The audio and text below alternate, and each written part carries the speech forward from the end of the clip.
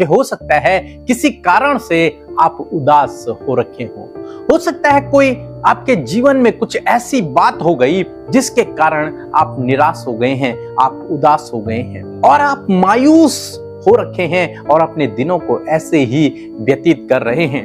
हो सकता है आप उसके लिए विलाप भी कर रहे हो। तो परमेश्वर का वचन आज आपको उत्साहित करता है, परमेश्वर का वचन आपको ढाढ़स देता है कि आपको विलाप करने की आवश्यकता नहीं है, आपको उदास रहने की आवश्यकता नहीं है, आपको निराश रहने की आवश्यकता नहीं है। प्रभु आपके जीवन में काम करेगा। एक वचन हम लोग देखेंगे यशायाह की किताब उसका 61 अध्याय और 3 पद, जहां पर कुछ इस प्रकार से लिखा है, और सिय्योन के विलाप करने वालों के सिर पर की राख दूर करके सुंदर पगड़ी बांधूं, कि उनका विलाप दूर करके हर्ष का तेल लगाऊं और उनकी उदासी हटाकर यश का ओढ़ना उड़ाऊं, जिससे वह धार्मिकता के बांज वृक्ष और यहोवा के लगाए हुए कहलाएं और जिससे उसकी महिमा प्रकट हो।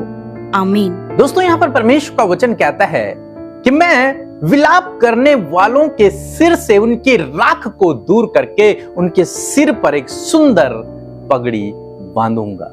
जो लोग विलाप कर रहे हैं उनके विलाप को मैं दूर करूंगा और उनके सिर पर एक सुंदर पगड़ी बांधूंगा, हर्ष का तेल उनके सर पर मैं लगाऊंगा और उनकी उदासी को हटाकर, उनकी निराशा को हटाकर यश का ओढ़ना उड़ाऊंगा। उनकी उदासी को मैं दूर कर दूंगा, उनके विलाप के दिनों को मैं समाप्त कर दूंगा, सुंदर पगड़ी को उनके सर पर बांधूंगा, यश का ओढ़ना उनको पहनाऊंगा, उनके सर पर मैं तेल को लगाऊंगा।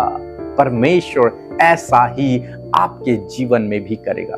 इसलिए आप निराश न हों, इसलिए आप उदास न रहें, इसलिए आप विलाप करते न रहें, चाहे आपके जीवन में कुछ भी क्यों ना हुआ हो। हम शमूएल के जीवन में देखते हैं, जब परमेश्वर ने साउल को राजा होने के लिए रिजेक्ट कर दिया तो शमूएल विलाप करने लगा। तब परमेश्वर का वचन शमूएल के पास पहुंचा कि तू कब तक विलाप करता रहेगा, अपनी सींग पर तेल भर और जा, मैंने एक और राजा चुना है, उसका अभिषेक करने के लिए तू जा।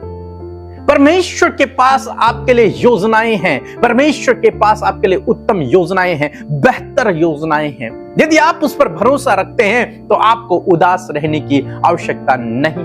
हाँ, हम मनुष्य हैं, हो सकता है कई बार कुछ ऐसी परिस्थितियां आ जाती हैं, ऐसी बातें हो जाती हैं जिनके कारण मनुष्य निराश हो जाता है, उदास हो जाता है, विलाप करने लगता है, रोने लगता है, दुखी हो जाता है। लेकिन परमेश्वर का वचन कहता है कि तू कब तक विलाप करता रहेगा, कितना समय विलाप में व्यतीत करेगा, कितना समय इस उदासी में, इस निराशा में व्यतीत करेगा। नहीं, अपने समय को ऐसे बर्बाद मत कर, अपने सींग में तेल भर जा, मैंने एक और राजा का अभिषेक करने के लिए तुझे चुना है। मेरे पास तेरे लिए उत्तम योजना है, मेरे पास तेरे लिए बेहतर प्लान है।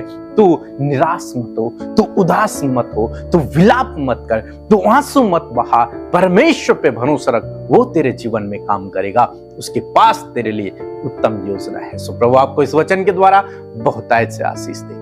आमीन।